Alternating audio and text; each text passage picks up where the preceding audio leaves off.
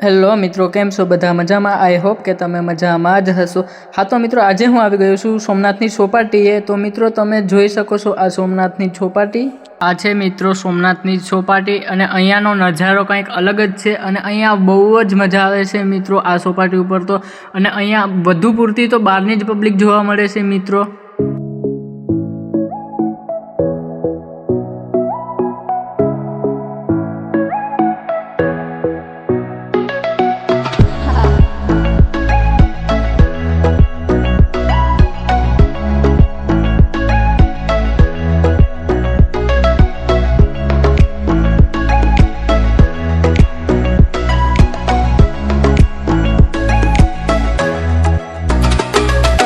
તો મિત્રો, આપણે જવાનું છે અહીંયા સામેની તરફ, જ્યાં આપણે ફોટા ક્લિક કરવાના છે। તો મિત્રો ચાલો આપણે જઈએ સામેની તરફ।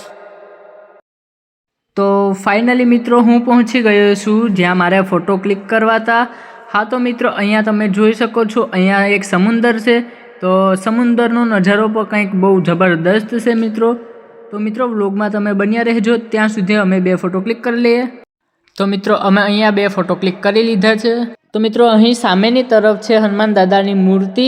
તો મિત્રો, તમે હનુમાન દાદાના દર્શન કરી લ્યો।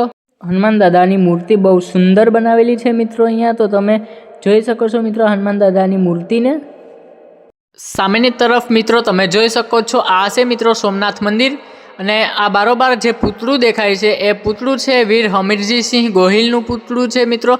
તો તમે જોઈ શકો છો અને આ વ્લોગ આપણો અહીંયા પૂરો થાય છે। થેન્ક યુ મિત્રો।